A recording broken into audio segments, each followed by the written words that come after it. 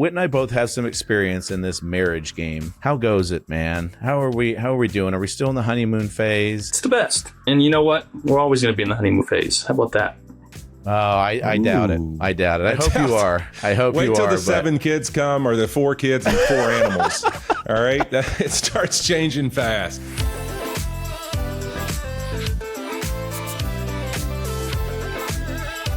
We are back. Welcome to Season 2 of Fitz and Whit, a Wave Sports and Entertainment original. We are your host, Ryan Fitzpatrick. And Big Whit. And Big Whit. Subscribe on YouTube or wherever you get your podcasts, and follow the show on social media at Fitz and Whit. That's Fitz, A-N-D, Whit. I'm pumped for Season 2. We're going to be coming to you every Wednesday this season with more guests, more fun, and somehow more facial hair. Yes, this is as long as my beard has ever been, Whit. I got mine out too right now. It looks good. Why is your mug say Whit and Fitz? That's what I still don't understand. Oh my God, they messed it up again this year. I'm sorry, Fitz. I'll get it in. Okay, Whit, why don't you tell the folks what we're talking about today? Well, Fitz, we're going to jump right into the 2025-26 season, and we hadn't even stretched, baby. And at our age, that's dangerous. So, listen, we're going to talk about the MVP, Josh Allen, for a little bit, the one and only. We're also going to ask each other the biggest questions we got coming up for this season. I got a couple that I'm kind of interested to hear what you have to say, and I'm going to make you give a little bit of unsolicited advice to Shedeur Sanders if you're all right with that. That cool? Oh, boy. Oh, boy.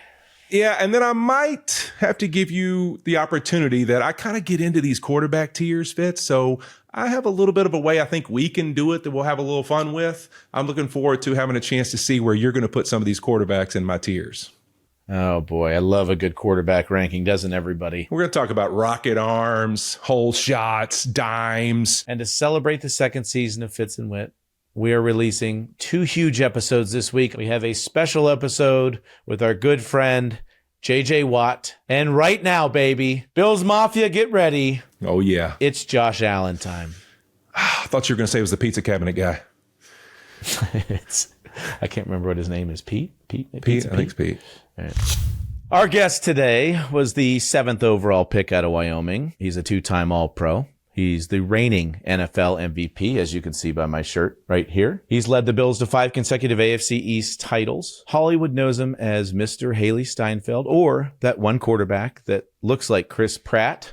Let's give a big Fitz and Whit welcome to our good friend, Josh Allen. How we doing, Josh? Yeah, baby. You know what? Pretty good introduction, Fitz. I really appreciate you. Thank you. I'm a podcast guy now. Yeah, we're big this podcasters. Is my second year. Yeah. Big podcasters. Well, Josh, let's get started here. I got a big question for you. I mean, this is really a hot topic here. So far this year, coming from the summer, you've gotten married, you signed a 6-year extension with the Bills, and now you're on the Fitz and Whit podcast. I mean, honestly, which one's really the highlight of your offseason? I mean, in theory, right? Anybody could sign a contract. Mm-hmm. Ooh. Okay. I like where you're going. Not an NFL contract, but you can sign a contract. That's. Mm-hmm. I'm gonna say getting married to who I got married to is number one. But in theory, not everybody gets the invite to you guys' podcast. So it's close. Smart it's man. up there. It's up there. I don't know if we lost your number or you changed numbers, because this is about the 14th invite that went out, and we finally got a response. I know you're a busy man. But I do want to talk to you about, Whit and I both have some experience in this marriage game. How goes it, man? How are we doing? Are we still in the honeymoon phase? I mean, I got to meet her last year. She seemed absolutely delightful. How's being married right now? It's the best. Honestly, I truly enjoy it. I love it. I think there's a lot of freedom in it.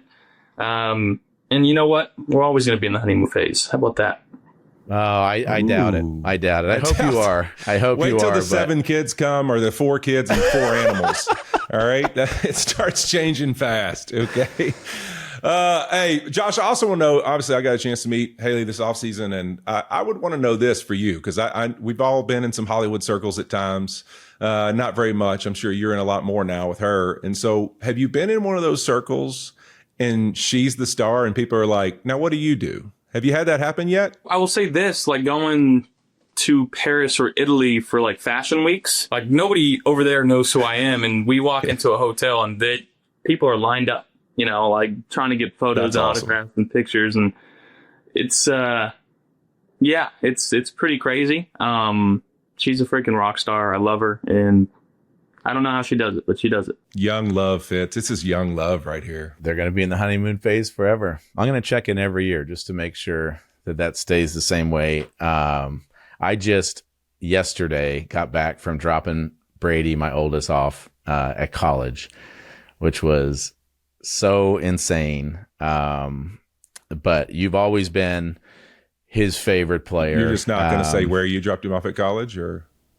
I bought a mug. I'm a Harvard dad now, Josh. Okay. Oh, okay. So he is at Harvard. I had a DraftKings bet on whether I could get Fitz to say Harvard in the first 10 minutes. We did it. Last time we talked, we weren't too happy being a Harvard alum. I'll say that. Yeah, but we are now. Now we're happy again. They got back is right in the world again, Josh. What are they? What are they? The Owls? No, it's a weird. They're the Crimson, but the mascot is like a pilgrim. So it just. Yeah, nice. It's not great. It's intimidating. It's not great. You think how smart that school is, they'd have a little bit of a better system with that, but hey. Watch it. Okay?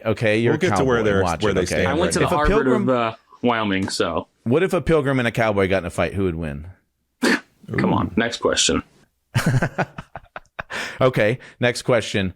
I just, off the Hailee thing, you are really funny, and I think people have been able to see that now in the commercials. The Andy Dwyer thing you did in the stadium, in the new stadium, was so awesome. Do you ever see a future in acting? And do you have creative control over some of these commercials and things you're doing?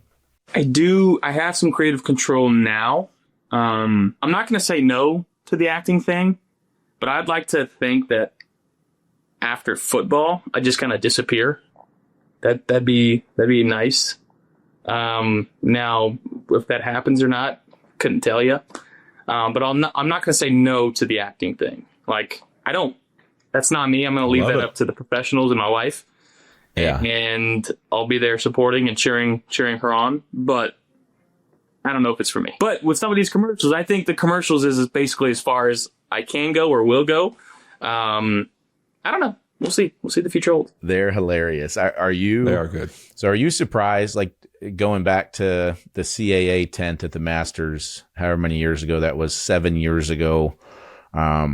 Just I know you're such a humble guy, but it's like just the stardom, the fanfare, league MVP. Are you surprised with where you're at right now, thinking back to 7-8 years ago? I mean, again, this is the only life that I've ever pictured for myself as being an NFL quarterback. So surprise maybe is not the right word.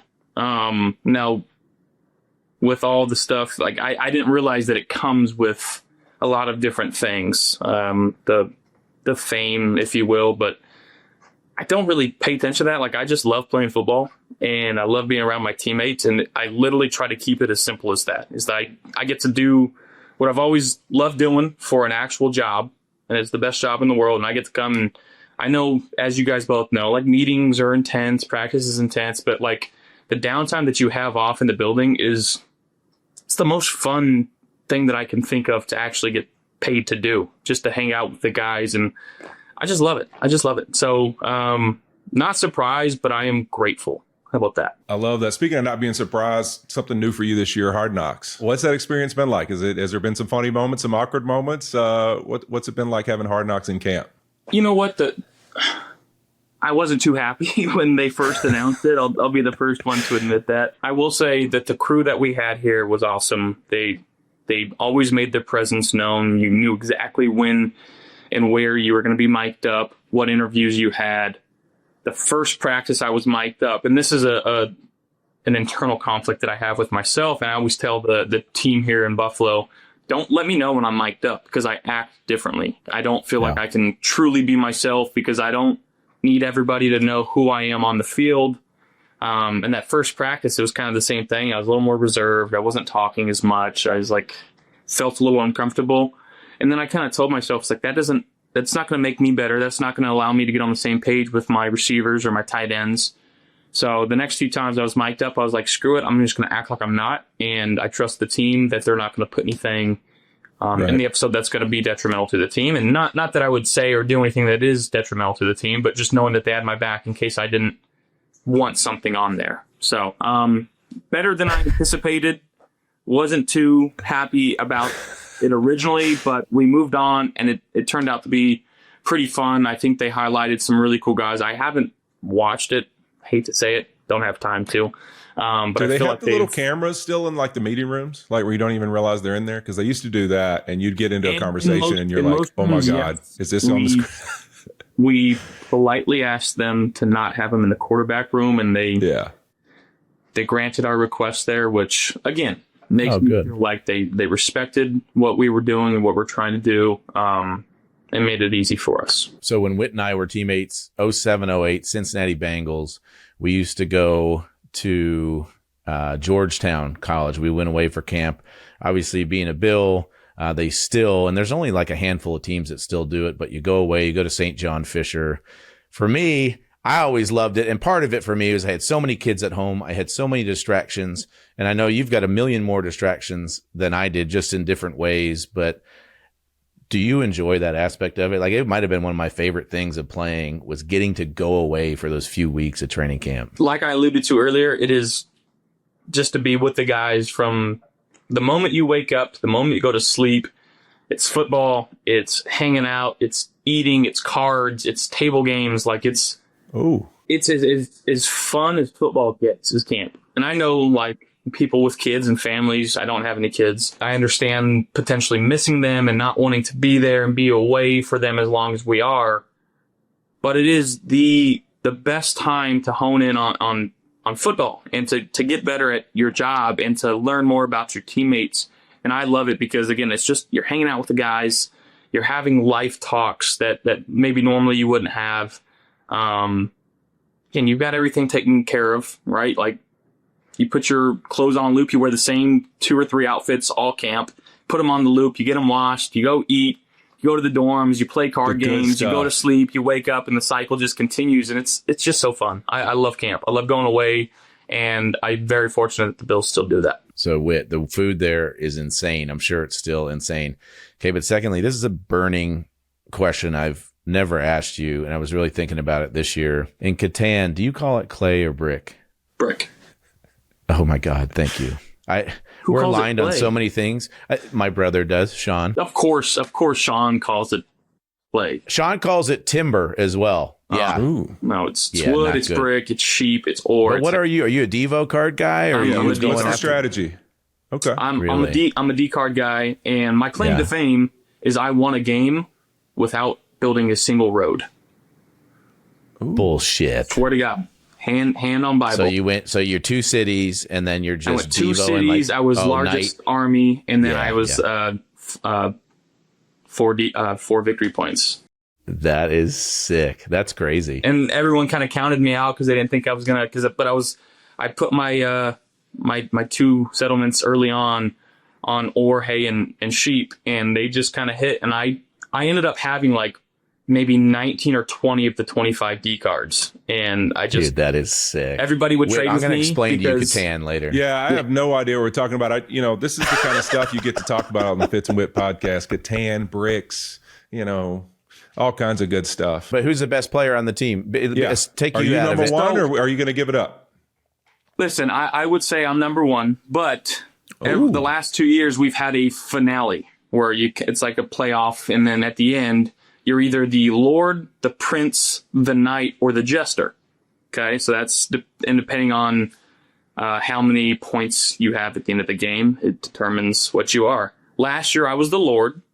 Okay, this year, Dalton Kincaid was the Lord. I was the Prince.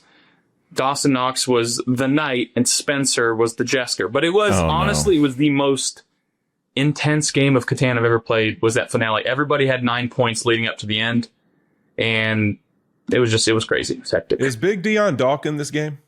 He is not. No. Okay. See, this is what I'm realizing, guys. Just like in the locker room, there's all these different circles and places you hang. And at training camp, when we used to go away to Georgetown, I feel like I love you guys, and I enjoy hanging out with you. My circle was literally more involved in like loud music, sitting in a dark room, kind of hanging, and not really card games and those things. So I might have missed out on the Catan game, but I'd have probably been with Big Dog somewhere having a good time as well. But this is the great and part there's of something NFL for football, everybody in camp, right? You There's know? a circle. That's the great part of going away for training camp. There's like everybody's got their little vibe, their corner that they hang out in. God, I miss that. Yeah. Dude, have you been in the cars with Dion? I have not. I have not. I honestly, I would do it though. I would do it. I don't think that I don't think Terry Pagula would enjoy that, you being in the car. Hey, Josh, here's one I got for you, though. I want to know this. So the progression of the handshake. So like right now, you obviously got some new guys that are making the roster. At what point are the handshakes dished out? Like Trey Palmer, some of these other guys, like is there a time in camp that they come up with the personal handshake? Like, hey, man, you've done something, you've achieved, or I feel like, we need one, or when does this happen? Honestly, it happens naturally. Okay. Typically, again, every time the receivers break and we throw individual routes, we go around and we do our handshakes. And if there's a new guy, it's usually like 2 or 3 practices before, like, he says, hey, let's do this, or I say, hey, let's do this. And as soon as we do it, it's just, that's what it is. And it doesn't really change unless you say, hey, I want to change it. So it happens quick. They're not the most elaborate handshakes. Some of them are, some of them aren't. Not all you can share, I'm guessing, because I was talking to the big fellas yesterday, and some of them were saying that, some of them can be shared, some can't, but everybody's got their own handshake, I'm just going to say this. We're a tight locker room, all right? And you guys know what that means. We have fun here. Fitz would fit in perfectly. No doubt about that. I don't know if you've seen his COVID workout videos, but they're pretty special. I'll send him to Jeff Mazurek so he can show you. I want to know, as a Bills fan, I got to get some football questions here. Dalton Kincaid, I know he was banged up a little bit last year. I see enormous things for him. How has he done so far in camp, and how is your relationship on the field with him? Yeah, he's moving fantastic right now. I trust him as a person. As a player, I think he's as talented as anybody out there. Last year he was banked up. He played through a lot of different things, and I really appreciate what he did for us last year. But, I'm not going to sit here and say he's going to have this many yards, this many touchdowns. All I'm going to say is he's an absolute stud. I love having him out there. I love throwing to him. He's an easy guy to throw to, and he puts his body on the line each and every game. So he's and if you watch him too, if he doesn't have the ball, if it's a run play, like he is the first one. Him and Khalil Shakir are like just football players. And we have a lot of those guys on our team. But if you watch them, when the ball's thrown the other way, they are putting their head down and they are going to follow the football in case there's a fumble or to help their guy up. So, we love those type of guys here, and that they fit that mold. Yeah, you saying that, those type of guys, I think of that O-line group you have. Talking to some of those guys yesterday, just telling them, hey, I'm going to get a chance to talk to Josh tomorrow. I'm sure he's going to be giving you guys some love. But when you think of that group, I mean, some personalities too, which is rare in the O-line group to have personalities. But I remember Fitz and I last year took care of Spencer's fines for getting after somebody on the sideline. Then you got Doc, who is Big Schno is I don't know if there's a bigger personality in the NFL than him. There might not Doc be. is unbelievable. And Big Cheese, don't count out Big Cheese. Big Cheese is a character himself, baby. But you got a good group, man. Talk about that group and just the energy they have. Yeah, I mean, they are absolutely awesome. And the just the consistency that I've had up front the last couple of years of, it's been basically been the same guys. And the way that they communicate, they know our offense inside and out. Off the field, they hang out. We all hang out together. It's a really fun group to be a part of. They're very smart and they're very talented. And this is honestly, it's my favorite group I've ever been a part of. Left tackle is, like you said, the biggest personality. Dave Edwards, who is a fine wine and cigar connoisseur. Oh yeah, Connor. He was trained by Big Whit. I guess so. Trained, baby, trained well. Connor is. He's a chef. He does pizza nights. He makes everything from scratch. He spends hours upon hours because he's got to make the dough 2 days in advance. And he has guys over all the time, and he makes, 30, 40 pizzas. Saibo, who is maybe the funniest of the entire group, but just like the subtle little jabs. And you got the killer on the right side, Spencer Brown, who psychopath. I never want to upset him. That's my guy, but I'd stay away from him. So I almost even feel bad for telling you that he was the jester in our Catan game, because I think he might kill me for that. But that might come back to you. He's a scary individual. Yes, that is he for is. sure. I saw him up close and personal when you guys played the Rams this year. I went down the field there before the game, and he walked up to me, and I was like, God, I mean, on film, he looks big, but when you walk up to him in his pads and the whole set, I mean, you're just like, dude, how big are you, man? He's a freak of nature. And to be as lean as he is and to move as well as he does at his size, there's not too many guys like him. Yeah, and then you got Big Chrome leading the way with that big red face. Yeah, Chrome. Just angry. Gotta get Chrome in there. Chrome. Anytime we go on the road and we're standing on the sideline and Whit's like, damn, that's a big dude. I'm like, okay, yeah, that means he's a really big guy. But Spencer, even like his face mask and the way, he's just an intimidating guy. What about, so not playing in the preseason this year for the first time, but you guys had 2 joint practices, and those started kind of halfway in our careers, Whit and I, it started becoming more of a thing. And I always loved the joint practices. You guys got enough work with Chicago to feel comfortable to be ready for the year? I think so. And I think, Coach McDermott the last few years, it's always kind of been a gut thing for him on whether I'm playing or not playing. And, there was times in the past where I was supposed to play certain games, and one game, it was raining and we had a 15 or 30 minute delay because of lightning. He's like, hey, just something's telling me not to do it. So you're sitting this one out. Right. So I trust him. I'm going to be ready, and, just trying to get on the same page as our guys and just try to play the best ball we can. That's all it is. So the Chicago, I think it's Dennis Allen. That's the DC. So they have a bunch of exotic looks. That was always the big thing for me, is like, I just want to see a little bit. I want to see a little bit before the season starts. So they can't hit you, but at least let them breeze by you. Yeah, is that what you're saying? Like you said, like you go against your defense every day, so something different that is just going to make you think a little bit. I hear the same calls, and like, I know exactly what you guys are running. Right. Yes. Yeah. I know there's no doubt. And not only that, I really truly believe this. I've said this before, like when we would with the Rams, we never played in the preseason, but Sean was a huge scrimmage everybody we can in camp. And I was like, dude, you get way more work in that than I'd ever get in a preseason game. It's like I go out in a preseason game, and with him, with most teams, like you're going to run a couple boots, play actions, couple throws on third down, but real simple stuff. And like you barely break a sweat. And those things, I mean, shoot, you might end up with 40, 30 plays, like live getting after it. You're not going to the ground, but you're practicing hard, and it's way more intense than playing in a preseason. And not only that, like you said, the game plans in preseason are they're so shortened, right? You're not getting any blitzes on third down, so it's just like you're going to get man, and if it's bunch, they're probably just going to lock it. They're not going to show any teacup or locking combo or anything like that. So yeah, I don't know how helpful it is to do that, but I know there was a difference of getting hit, right? In preseason, you can get hit a couple times, and after week 1, regardless if I get hit 20 times or I get hit 2 times, you get up out of bed and you're like, why is my neck so sore? Like it just happens.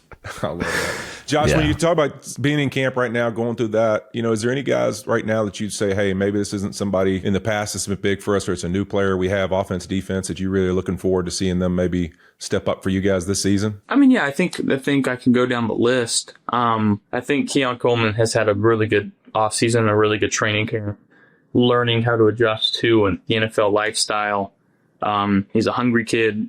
He's big as heck. So excited for him. Excited for Dawson Knox. It's same thing, kind of battling injuries, but this offseason has been really good for him. I got a lot of trust in him. He's honestly, I think, might be, other than Dion, he's been here 6 of my 7 years. I got a lot of trust in him. He's a veteran. He knows what to do. He's been very productive for us over the last few years. I know this last year, again, because of injuries, but getting him back in the rotation with Dalton and having some opportunity there, I think it's going to be good for him. Isn't it amazing? You're at the point in your career where you start looking around the locker room and you're like, wait a minute.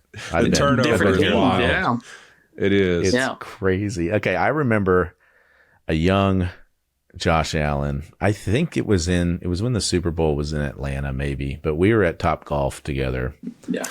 And your golf swing, I mean, obviously you're a big, powerful man, but the slice that you put on every single drive was absurd. Not anymore, Fitz. What happened? What is your index right now? And how did we want to know the real index. Don't lie to us. Tell us the real one. I'm going to be honest with you. this year wasn't the best golf I've played. I finished at a 4.5. Hey, you were busy. You were busy. You were getting married. I know you the were feeling. prepping for this Not mine interview. either. Yeah. A big interview coming up. I knew hey, let's think about some things. But yeah, I mean, I think there's still room to grow in my golf game, just like anything. But I'm excited. What was the what's the lowest your index has been? I was a 2.7 at one point. Wait, what's your lowest? Right in that range, 3.1, 2 something. Hey, have you played with Whit before? I don't believe yes, it though. We've played. I believe Whit. I'm saying I don't believe mine. Because you shoot 1 or 2 good rounds and all of a sudden just it ruins what it. the hell? And then everybody's talking trash to you about sandbagging, and you're like, dude, I played 2 good rounds. That was it. But this offseason, because my index ended like low 3 last year, this offseason I felt like a reverse sandbagger because I was going out there and just shooting some super high scores and people think you're faking it. People are like, oh, did you say like his handicap. Did you say like Aaron Rodgers? Is that what you just said or no? No, he's a real sandbagger. Yeah. Okay. Yeah. Okay. Just make sure we're on the same page. Anyways, wait, hold on. Wait, I got a stat here. I got a stat since we're talking numbers here. And I think you're proud of this one. Whit sent me this earlier. Josh Allen has completed 6 of 15 passes thrown within a yard of the sideline for 118 yards and 3 touchdowns in his career. The rest of the NFL is 3 for 61. Wow. Dog. I mean, is that a learned skill? Is that you're just an absolute savage? Risk taker. Where does that come from? And I know you take pride in that. That comes from Pop Warner football and just running to the sideline and figuring it out. Honestly. I love that. It is kind of crazy though. I go back and I can see clips. I've got clips of like me in my peewee year, right? I don't know what year is that, 4th or 5th grade, which is, I don't know, 9, 10 maybe. Yep. And I play the game pretty similarly to when I was a kid. There hasn't been much change in terms of, rolling to the right and using my left arm to push someone off me and then just tucking one deep and guys making plays for me. Yeah, and I'm sure every time somebody says you need to slide, you need to get out of bounds, you go, have you seen the highlight reel of the plays that I've made a yard from the sideline? Yeah, exactly. I'm not trying to slide or get out of bounds. I'm trying to get close to out of bounds. That's my sweet spot. Everybody relax for a minute, and then the ball's coming out fast. So obviously you make all these crazy plays. You win MVP last year. It was a cool moment for a lot of Bills fans. Obviously, it was a great moment for you and your family. But even for me, like, just to be able to see the growth all the way. And so I ran over to the CAA with that post party or whatever it was. And your mom, Levon, and Joel are there, and they're so proud and excited, fun talking to them. But the one thing that happened, I got to give you a big hug, which was great. The PFT and Big Cat were there, and they absolutely love you. Yeah. I mean, they adore you, and I know that you like those guys too. And Big Cat's like, hey, Fitz. And I'm excited because I know them and like them too. And he's like, didn't high five me. He's like, will you take a picture of me and Josh? And so I was like, all right. So this guy, Big Cat, not only does he take a picture, and this is one of the coolest nights of your life. You've got your tux on or whatever. You're looking all suave. You've got a lot of people that want to see you. He looks at the photo and he's like, oh, no, dude, I've got bitch tits. Hold on. Here, take another one. Josh, come here. Come here, Josh. I was like, come on, man. But I'm glad that I've, been able to be your friend over the years, but also to your photographer. I like taking photos for you. So, all right, let's wrap it up. I get to see the Miami game. That's Thursday Night Football. And then you play Texans. Houston as well. Yeah. So, yeah. Dolphins. Looking forward to that, man. I'm sure that means you'll take your shirt off for one of those two. So no, I'm not doing it. Josh, I'm done with it. I'm not doing the shirt off anymore. I'm done. Okay. It's don't over. Take my buttons Even down. you don't. Hey, listen, I've always been told one thing. You can lie to me. Just don't lie to yourself. That's right. Listen, you're killing the shirt off thing. This is like you ended the greatest show on turf, and now you're going to end the shirt taking off thing. Is that's where we're going? I only do it for special people, but Josh, you're a very special person. Thank you for joining us, dude. We appreciate you taking the time. Love you guys. And good luck this season. Appreciate you, babe. The thing that I like that Hard Knocks has done is it's just been able to give everybody a glimpse into who Josh really is. Yep. And like what you see is what you get. And I know that you love talking about, leadership and qualities. And with him, it's like, it's so natural and organic. He's a guy that includes everybody. He's a guy that lifts everybody up. And I think it's one of the best parts about him. One of his best traits as a quarterback. Oh, there's no doubt. I mean, when you talk about who you are on a consistent basis is something that people fall in love with. I mean, Josh Allen is that and everything. And really, when you're around him, I think that's the reflection you hear from people so much when you say, what's Josh Allen like? I think the greatest compliment you could give somebody who's starring in commercials, who's making all kinds of money, who's just got married to a superstar himself. He's completely normal, is what I hear people say all the time. Like, he's just a regular guy. And that's truly who he is, no matter what. He's himself. I remember playing golf with him this offseason, right around the time he signs the extension. And I tell people this all the time. The coolest thing is he was kind of sharing with me, talking to his family a little bit and them getting emotional about it. And him just being like, guys, it's okay. Like, this is going to change nothing. Like, this isn't going to change anything. Like, we're just going to be who we are. And I was like, man, what a freaking cool thing to hear from the MVP superstar of the league, that this guy, it's just about being consistently who I am every single day. And that's how I enjoy life the most. What a cool thing the Buffalo Bills have, and somebody they're going to rally around for a long time. Yeah, and with a locker room full of men, it is all about authenticity. And he's as authentic as it gets, and that's why it works. And then the other cool thing, and just, you know, having the honor of being able to be in Buffalo for 4 years and being the starter really for 3 of those years, couldn't be a better match. And I know it's said all the time. And I know the fans really appreciate it, but it goes both ways. Josh loves that fan base.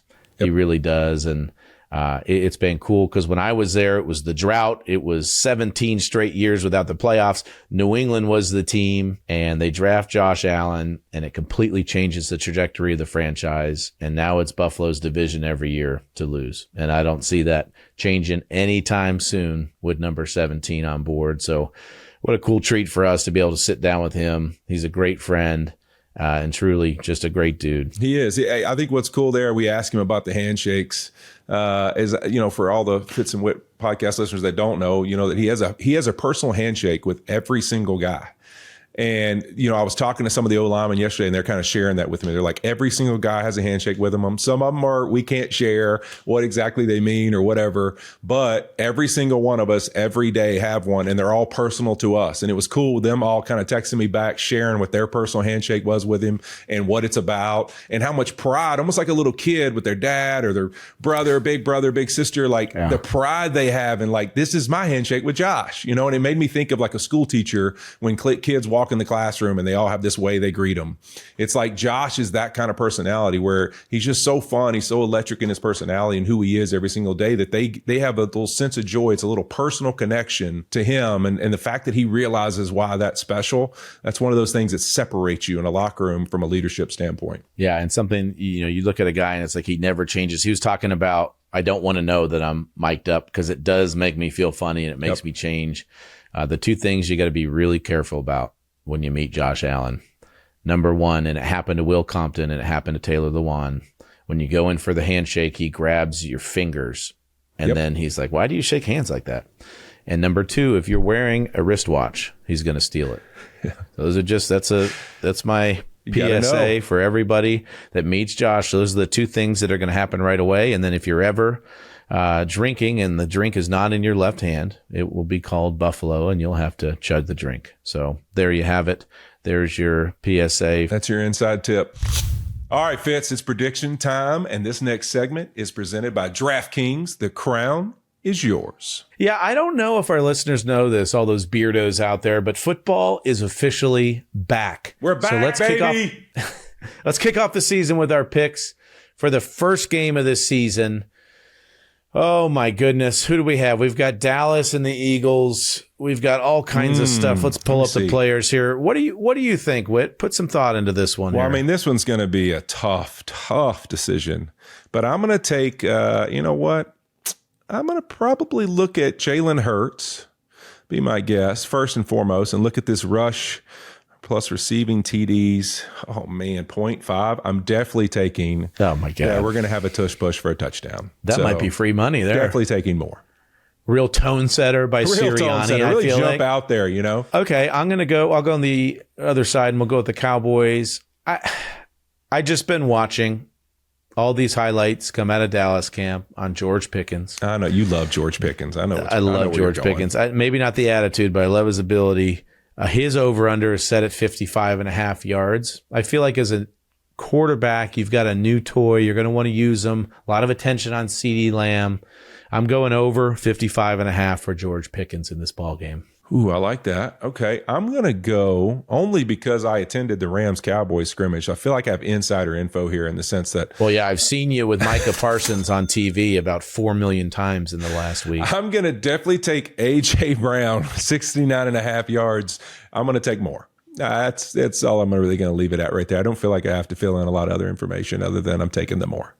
Okay. I feel like we're doing a bad job here because this game is going to be really high scoring. 42-35. We're calling it right now. I've got a guy, he was my love button last year and it didn't really come to fruition, but I think it's going to happen this year, especially with the 2 targets on the outside. Jake Ferguson. So 0.5 touchdowns. I'm going to go with the over on the touchdowns with Jake Ferguson because I think this is going to be the new thing with the Cowboys. It's going to open up the middle for him because of all the attention that's going to be paid on the dudes on the outside. He's going to get in the end zone week 1. Okay. I like that. I mean, I want to do something easy, like say Saquon's going to score, but I want to kind of get us up a little bit. I want something a little more challenging. I'm going to say Devonta Smith, 56.5 receiving yards. I'm going to take less. I think it's going to be a little Goddard, A.J. Brown show and some Saquon rushing yards. So I'm going to go less. Okay. Yeah. Because I think they were bottom 5 in passing yards in the league last year. So if you're going to go over on him too, I was going to start questioning your decision making. I'm also going to pick an under here for the last one.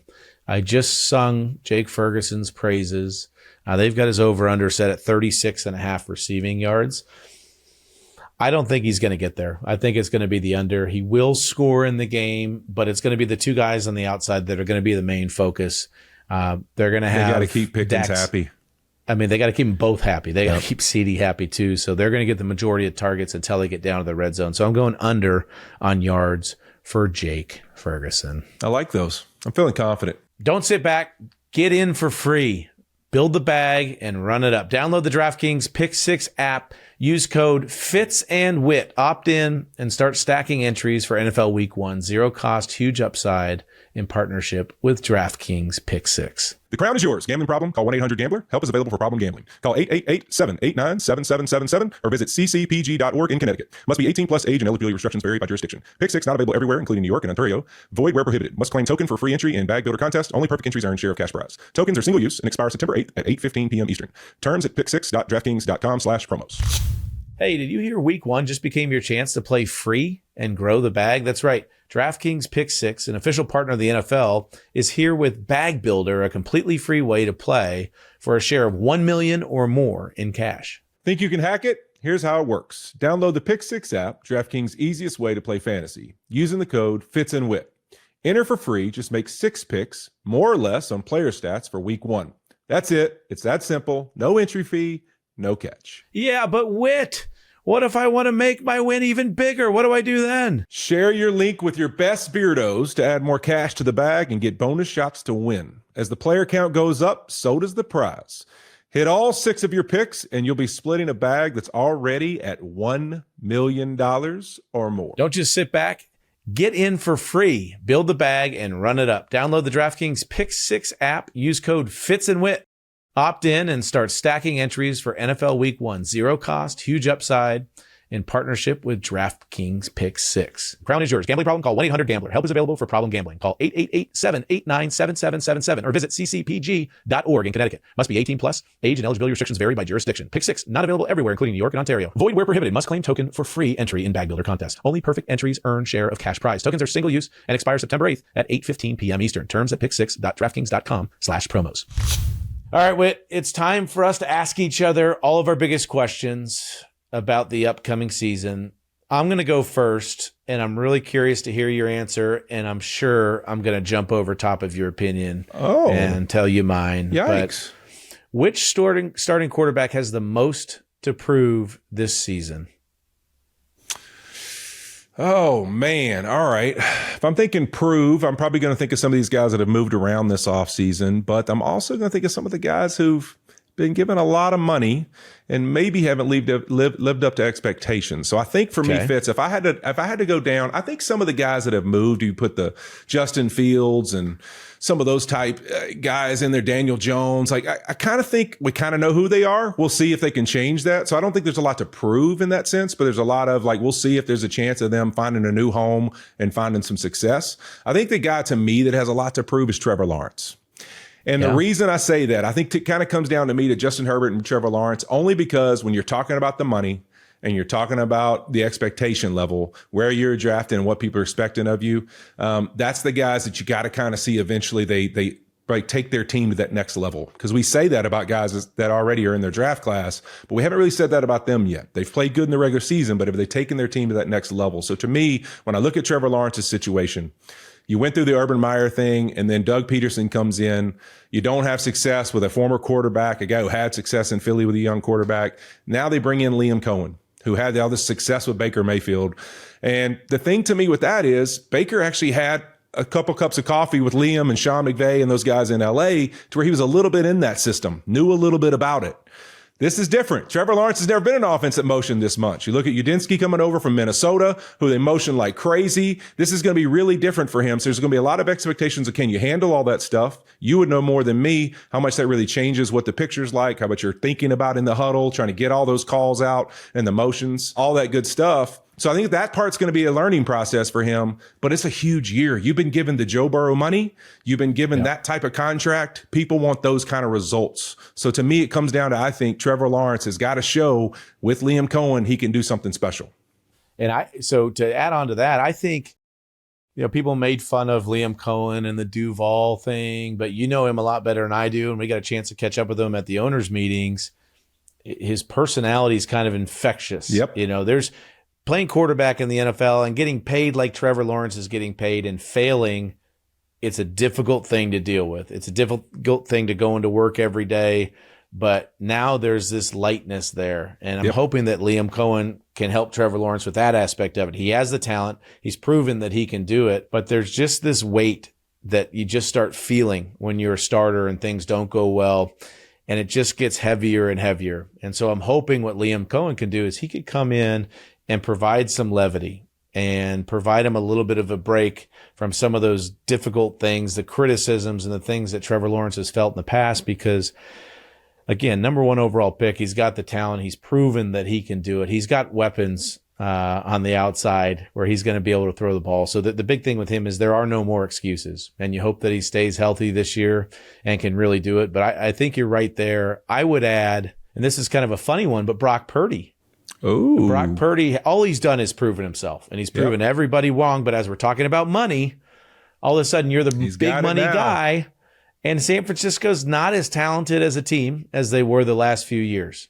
Probably be a little bit down on defense this year. Debo's gone. Yeah, going to be down some receivers coming for sure. back is going to be huge. But start. Who knows who's going to play receiver for them at the beginning of the year?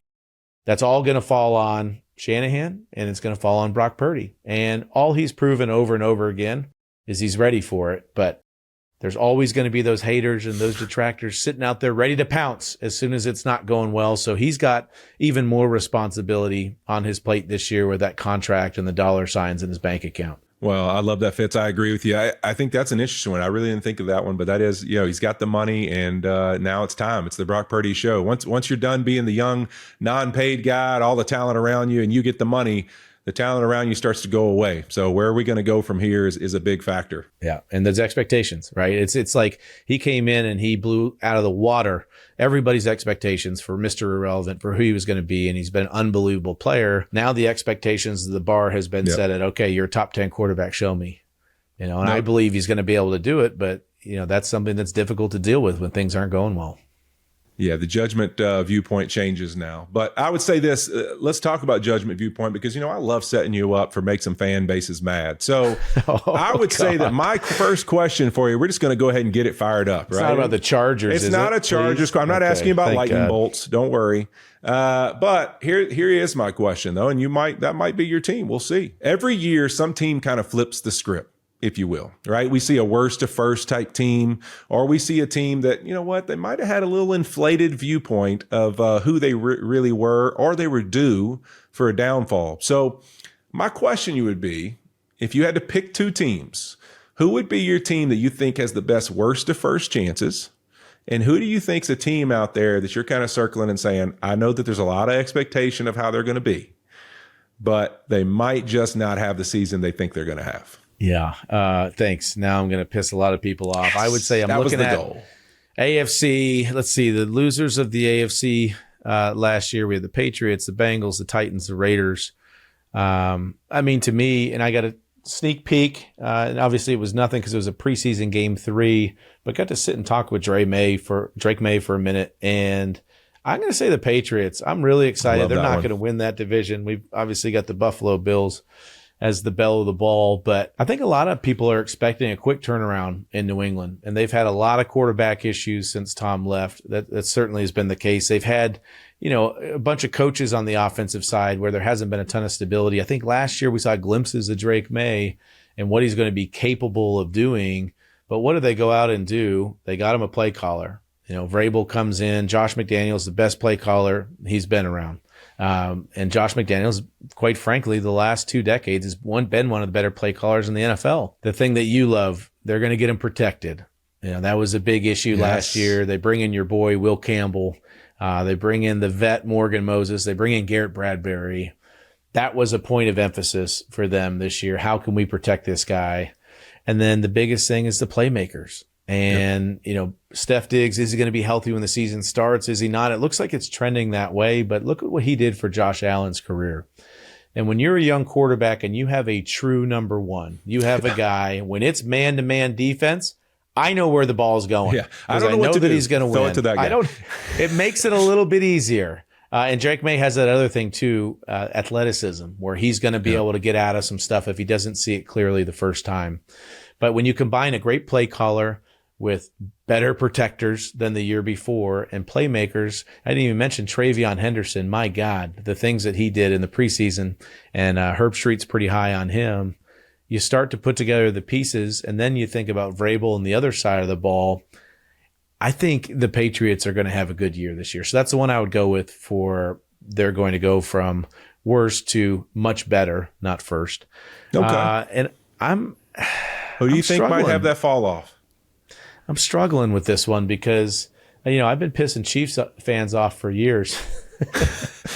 You picked against them all the way to a Super Bowl. Well, actually, you didn't. You actually said they needed that moment to just reach the bottom, and then they would take off. So you actually predicted that they would win the Super Bowl if they just had an all-out hit the bottom moment, and they did in that Christmas game to the Raiders, and then it was on from there. So I think the biggest one that pops out to me is Minnesota. And what they did in moving on from Sam Darnold, moving to J.J. McCarthy, the amount of games they won last year that were close, that were one-score games that could have gone either way.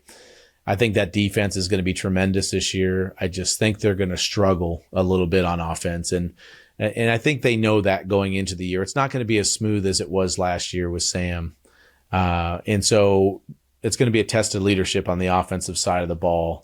And Justin Jefferson, from everything I've seen and heard, is going to be great with that. But he's got another new quarterback that he's going to have to break in. That, the great thing about having playmakers is you have guys when it's man-to-man coverage that you're going to be able to get them the ball. The hard thing is, all right, I'm a young quarterback. I've got the best wide receiver in the league, and he's got 1 catch for 6 yards. You feel like you have to force him the ball a little bit. And when they're going to be coming from behind and teams are going to be playing zone coverage and their eyeballs are going to be on J.J. McCarthy as he's throwing some of these passes, that's when mistakes start to add up a little bit. And so I think they're going to take a huge step back this year, even though I still love their defense. That would be my pick, Minnesota, for taking a big step back. I like that one. I think that's probably, you would argue, if you said who made the riskiest move this offseason, they'd be right up there, because anytime you really have the success they had, it's not about just the quarterback decision. You risk losing the locker room a little bit when you make a decision like letting Sam Darnold out the building. You won 14 games, and then all of a sudden the young guy comes in and it doesn't go well. that's when things can really get against you, because guys are like, last year, only a year ago, we were this record and now we're here. And it's not about whether JJ's playing up to par or any of those things. It's really just frustration of your football team of how good they were a year ago. And then New England, I agree with you on that one. I'm a huge Will Campbell fan. And this is right out of the Vrabel playbook. Taylor Lewan, this is what he did in Tennessee. Vrabel got him a young tackle in Taylor Lewan. And that was his bell cow for who changed the tone and the energy they played with, the nastiness Taylor Lewan played with as a finisher. And I think he'll do the same thing with Will Campbell. And I've always been a huge Drake May fan. So I'm excited about that one for sure. I was shocked. Drake May, real Southern. He's got a Southern accent. He's actually his presence reminded me of Peyton Manning a little bit, to be honest. I told you this before. Coolest thing I've ever heard him share. I saw him do it in an interview where he talked about, they asked him his schedule, and he talked about on Wednesday nights, it's one of his longest days. And they're like, why is that the most film or work you put in? He said, no, actually on Wednesday nights, I try to hang around in the building for a few hours and just get to know everybody. I just kind of want to know a lot of the people in the building. And I was like, watching that, I saw his talent on film. I'd watched him play the Rams and I was like, man, this dude looks good. And then I saw that interview and him say that. And I went, this dude, he's talented and he gets it. It's about that, having this whole building be a part of your entire movement of being behind you and just positive energy of everyone respects you and loves you and they want you to do well, and you're genuine and authentic about who you are in the building. I think to me that's one of the greatest ways you could ever set yourself up as a young quarterback. Yeah, I walked away from the conversation. That's all I could think was that was Peyton Manning's maturity right there. That's cool. The other funny thing, I know you weren't watching because it was preseason, Whit, but we did broadcast the game, and I don't know if you saw at the end, but people kept asking. I brought my 16-year-old Tate to the game. So people kept asking Tate while he was on the sideline, are you Drake May's brother? And so there was something going around on social media with me without a beard when I was younger and Drake May. And it was like, are they long lost brothers? So we brought Tate out at the end. So it was a 3-box with me with no beard, Drake May and Tate in one of them. And they look like brothers. I mean, he looks like he could be his twin, which is pretty cool. All right. Moving on. Question 3 here. This is always, it's a downer of a question, but it's something about O-linemen. It's good to talk about. Which coach is going to find himself on the hot seat right away, and which coach is the seat the hottest for? All right, let's see. We got some guys in this category. I think of probably people are going to argue, Zach Taylor and how good the Bengals were, and that going to that Super Bowl and then really haven't been able to get back and start a season fast, with that talented offense. But do you know anything about the Bengals ownership? Do you think they'll cut a guy loose when he still has years left on his contract? Say Zach Taylor's going nowhere. So he's not in the conversation. I'm just thinking of teams that struggled last year a little bit. Dayball and Stefanski and Steichen, I kind of put in the same conversation for me, in the sense that I kind of think writing's on the wall with those. I don't know if the seat's getting hot. I think it's already been warm. I think with Steichen, it's not going to be his fault. This Anthony Richardson thing, if he wasn't the guy that solely picked him, if he was, then maybe they will, obviously go a different direction. But it feels like the talented person he is, being around him, he seems like somebody I'd want leading my organization. So I feel like he'll get time. I feel like Stefanski's going to get more times. I think he's a heck of a football coach. I just think they've had a disaster of decisions happening there. People forget he's 2-time coach of the year. Right. Exactly. Stefanski and I think he's a heck of a football coach when you put him in that conversation. So to me, none of those guys are actually in it. I actually think my guy for this, and it's because of vibes, and I'm a vibe guy, it's Mike McDaniels. And it's honestly, it's not because they haven't been successful. Yeah. It's because the reality is they've been 22-8 against teams with losing records, but they've only been 6-17, 6 out of 17, 6 wins and 17 losses against teams with winning records over 500. Yeah. So the reality is they haven't really beat a lot of good teams during his time. And then it's the vibes on top of that. Like, that would be fine. Like, hey, you know what? We're learning who we are, whatever. But the talent, the expectations, I look at it like people talked about this team like they were a Lamborghini or a Ferrari. Like, man, they're going to just blow by people and they're going to dominate. And there was all this energy and excitement about who they were. And then this last offseason, it was Jalen Ramsey's getting traded. Jonas Smith wants, out. Tyreek Hill says after the season, I want out of here. I'm done. They come back to camp and you're like, oh man, the Bobs will be great now. They've kind of handled some of these things. First thing Tua does in an interview is say, you know what? Tyreek's still trying to earn our trust back. We're still trying to work on our relationship. to me, all those things scream like, man, the interviews are funny. The coach is eccentric and he's crazy intelligent. This is an awesome offense that hasn't produced in the playoffs. And now we're starting to get those little things that exist in your building, little communications, little energy that comes out that tells me, man, I bet if we went in that equipment room, in that training room, in those places where the real truth comes out and we said, hey, what do you think about this season? A couple of people would say, I hope we start fast, because I think that they're in that range of if it starts slow or they don't play well out the gate, the vibes are not going to be good. Yeah, I think there's a lot of questions with their secondary right now. I think also when you're a team that starts bringing in some of these veteran guys late, bringing in a Darren Waller who was retired and bringing in a Judon late, like you just talked about, front runners mentality, right? And you bring in guys, you're hoping you're going to win. You win right away, vibes are going to be great. But this thing has kind of been pieced together. So as soon as you get some of those negative vibes, who are the guys you're going to lean on to hold it together? And Tua is going to have to be one of those guys. But for them to have a good year this year, and specifically for your guy McDaniel, it's like Tyreek and Waddle have to go for 1,500 yards, both of them. They got to stay healthy. Achan's got to stay healthy. And they got to be able to put a defense on the field, especially a secondary on the field that's going to be able to produce some stops. So I'm interested there. I love Shane Steichen, but I'm worried in Indianapolis. Yeah. I know he signed a 6-year deal when he signed there, but it just seems like the vibes there, we're just not sure right now. And there's a lot of finger pointing going on with the Anthony Richardson decision. Daniel Jones is going to have to play well. And you think of Jim Irsay passing, and now the ownership structure is changing. There. Like it's similar to those situations when things like that change. The loyalties change a little bit, and sometimes you make decisions that we'd rather start anew. And that's what I think is tough with his. I don't think it's going to be something from a standpoint of he's doing a bad job. It's just going to be, man, the wins aren't there, and we're not achieving the things that we think we need to. We're not seeing what is the future to be bright and excited about. And that's really what I think they need this year more than anything else. Yeah, and the Dable thing, I would say he's in trouble, but this is season 4 for him. They don't like switching coaches all that often. And then he's got that card of Jackson Dart. I was about to say, him looking good in the preseason just probably saved his job. Well, it's going to have to happen in the regular season too, but like Russ is going to play, and as soon as Russ, gets replaced by Jackson Dart, like, do we see development? Yeah, that's going to be his ultimate. I think it's going to give them the window. It gives him the window to probably stay there longer if we can get him in the game at some point later in the year.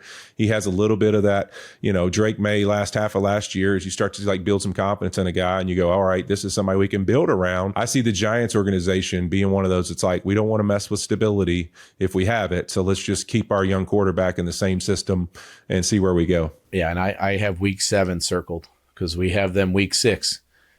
Thursday night, and you get a couple extra days, and coaches love a couple extra days to introduce a new quarterback into the system. So I have week 7 kind of being the week that is going to happen. But the other thing is, you look at Dabes and what Dable did for Josh Allen in his career and the trajectory that he put him on. I mean, that has to be at the top of the mind of Giants ownership with Jackson Dart when he gets in there, and what Dabes was able to do with Josh.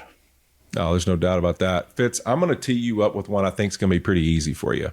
You know what? Actually, it may be harder than I think, because I think some of the styles of these guys are going to lead to the answer that fits you better.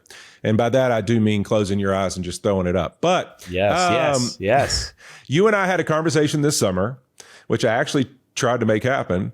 And you were like, hey, you know what? I would love one more preseason game to just go out there and rip it around the field, see what would happen. I, of course, text Kevin Demoff and just tried to see if there's any way possible we could get Fitzmagic to come home to L.A., bring Fitzmagic home. The city he was drafted as a Ram in St. Louis, but he's a Ram. That's where he started. Let's bring him home.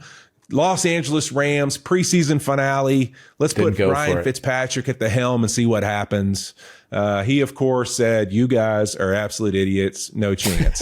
But I will say this, Fitz. I saw him at the Rams luncheon last Friday that I got to MC, and they were walking to the plane, and he goes, "You know what? We got a lot of guys not playing. Maybe we should have done it. We should have done it maybe." And I went, "Oh, don't do that now to me. He's just teasing me. He's just teasing me. So here's my question, though, Fitz. Okay. Here's my question. Okay. Let's just say we go back to when you and I were playing in 07, 08, and we starters actually played in the preseason finale for a series. So you get to go out one last series of Fitz Magic time.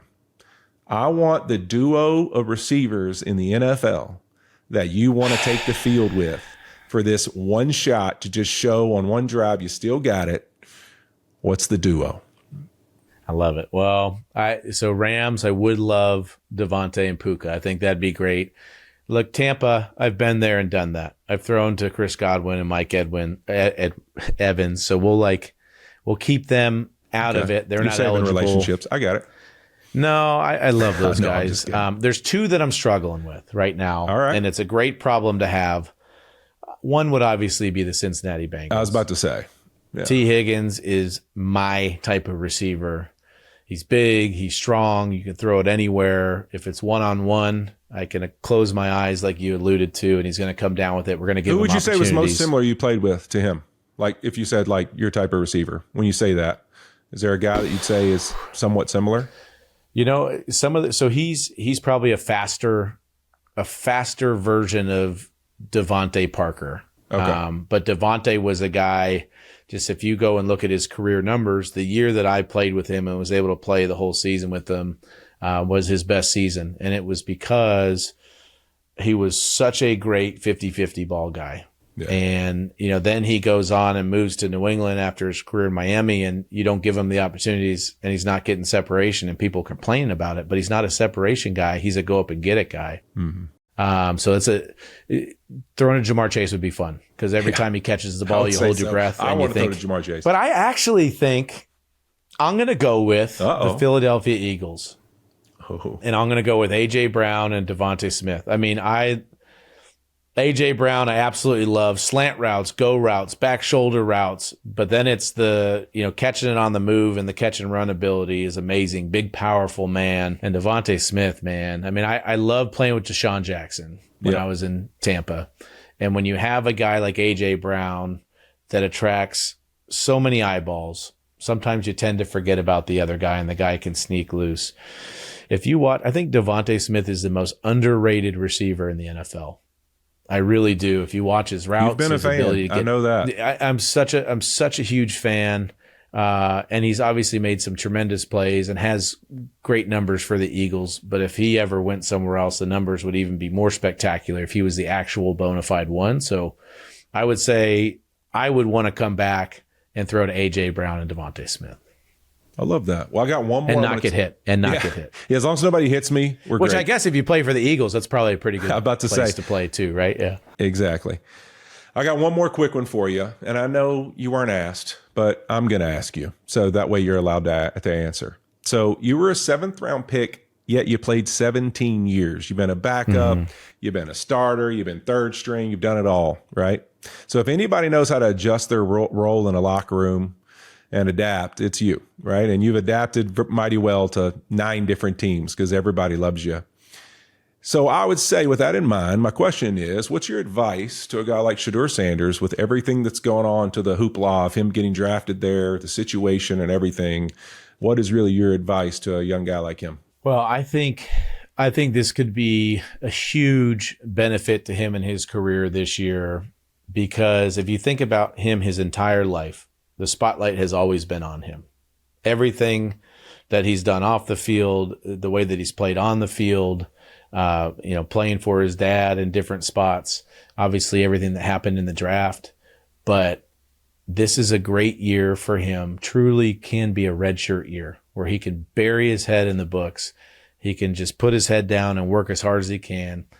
And he's not going to have to be the guy that's giving interviews and standing behind the podium every week in practice, every Sunday after the games. He gets a year, hopefully, to sit back, to learn, to take it all in, to look at a guy like Joe Flacco, obviously 2 very different personalities. How does Joe prepare for a game? How does he deal with the ups and downs of an NFL season? but each week continuing to prepare himself like he's going to go in there and play. I just see it as a great opportunity for him.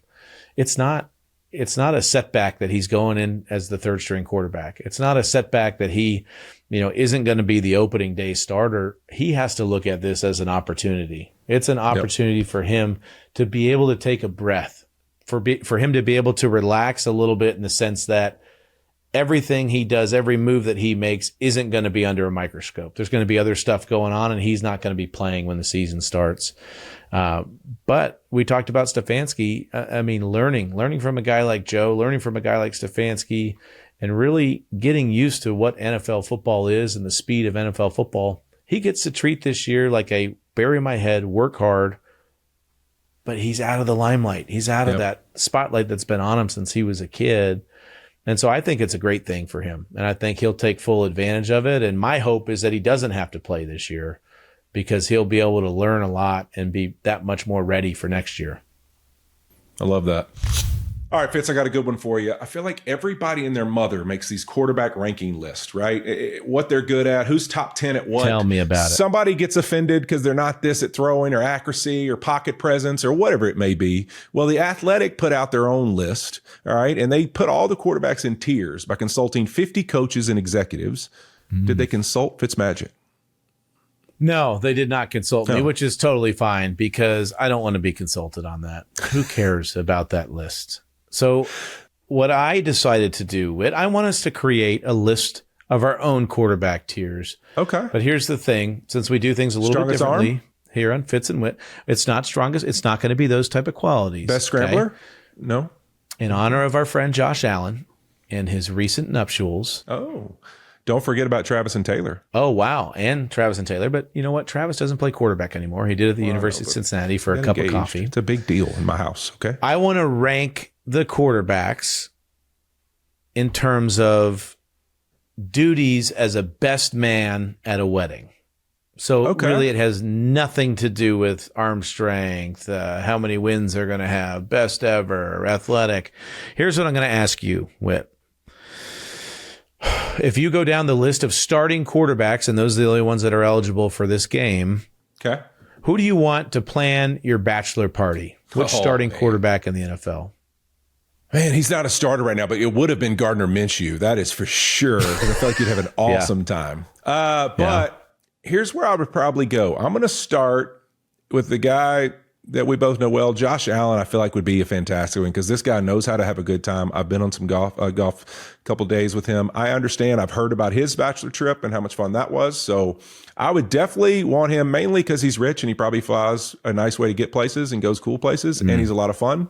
I'd put Josh on that list and probably Stafford and Baker Mayfield would be top on my list there because I feel like those two dudes know how to have a good time. I think Matthew Stafford used to know how to have a good time, but now it's going to be about he's healthy. He's on this fitness kick. Like I think Baker is still that Kelly dude. Let him come. I mean, we don't even know. Yeah. You know, there's a lot of questions there, but right away Baker popped up in my mind of I want this dude doing the planning. He knows Tony LaPena. He's got a lot of connections. He's going to have a good time. You know, Tony, you know it all.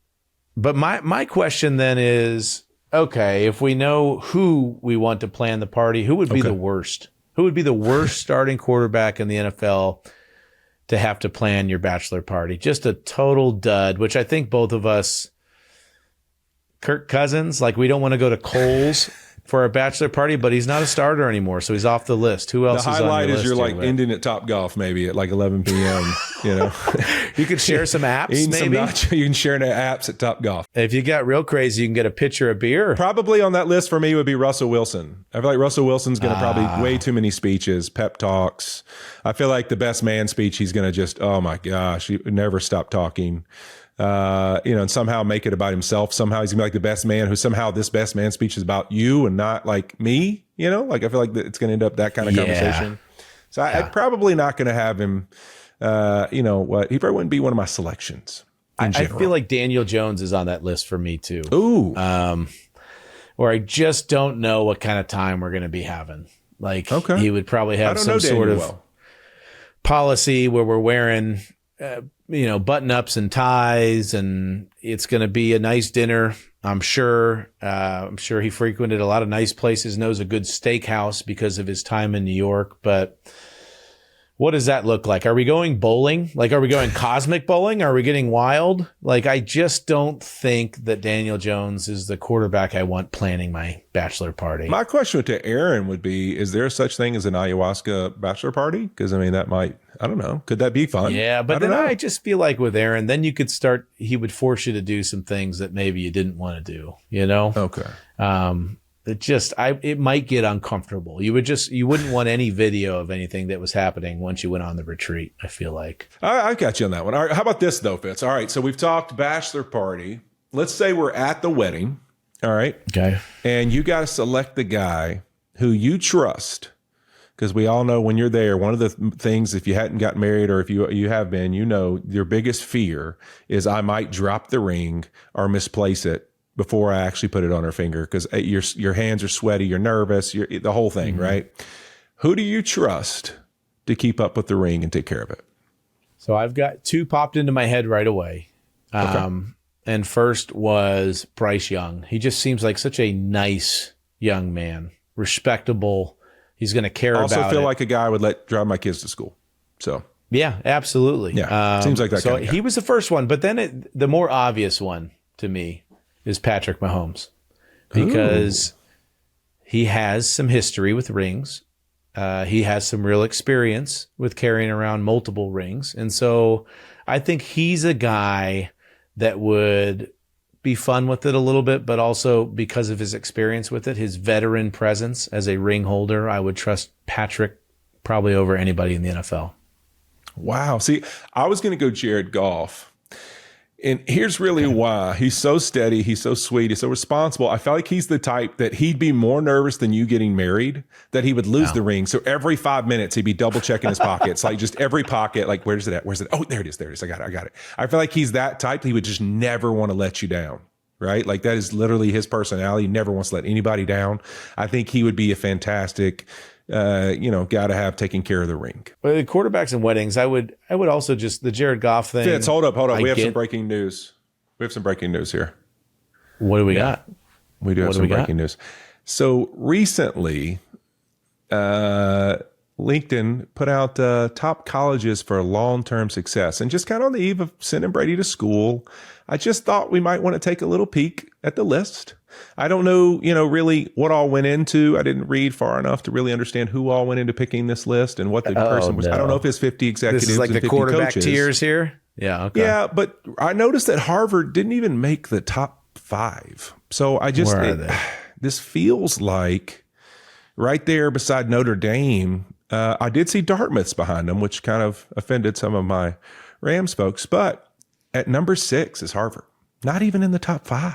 I mean, did Malcolm Gladwell make this list? What happened? I'm searching for LSU on the list. LSU is not in the top 20. Okay. That's, you know what? All these lists, it's one of those things, Whit, and this is talking about education, not drinking experiences. Okay. Yeah, but you've experienced this because you've won a Super Bowl in the NFL. When you're the top dog, everybody's gunning for you. Everybody's looking for a way to knock you off your pedestal and bring you down a notch or two. And every time these rankings come out, I think it's well understood that Harvard is number one. They're always number one. And then it's like, well, how can we get them? It's not exciting every year to say, oh, Harvard's the best college. Then who else? They got to try to manufacture controversy. This is like your quarterback tiers when you're telling me, that Justin Herbert, is he in the top 5? Is he not? This is all they're doing. Is they're trying to throw somebody out of whack so it makes news. So you bring it up in our podcast. So we have to talk about Princeton, Duke, Penn, MIT, and Cornell being ranked above Harvard. It's not true. And they probably came out with this list before my son was going there. So yeah, I was about to say, thank God we did this podcast now, not a month ago, because you wouldn't have put him in the top 20. All right. So the tides have changed. All right. There's no doubt about that. So you're in a good place with Harvard right now. And so am I, because they let our guy Brady in, and I can't wait to go see him this season when we're in New England on Thursday Night Football, baby. And they're going to be better for it. Now let's get to something else that's very near and dear to my heart, Whit. This is a big one. Well, Whit, we talked about Harvard and you tried to bring them down. There's something you can't bring down in my life, and that is a great beard. I think No doubt. it would be cool for us, you being a guy that has a wonderful, slightly more white beard than me, but wonderful beard. You maintain, you keep the shape. And me with, a guy that can probably grow a more manly, longer, more lush beard. I think this year we should go with a little beard of the week competition. What do you think? Ooh, I love that. I love that. Beard of the week. That sounds good. But hey, not only just beard of the week.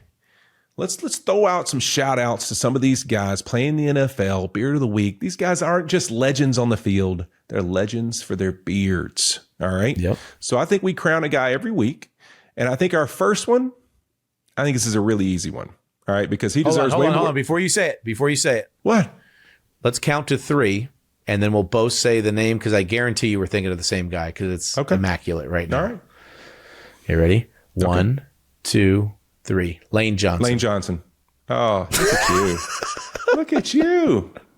I love it. It's incredible. Dude, what a beard. A training camp beard if I've ever seen one. I mean, that thing is unbelievable. With the sweat on it, the water dripping out of it. I mean, it is fantastic watching him rock this beard. Listen, he is definitely the first award winner. But I think he's got to be more than that, Fitz. I think he's got to be the first member of the Beardo Hall of Fame.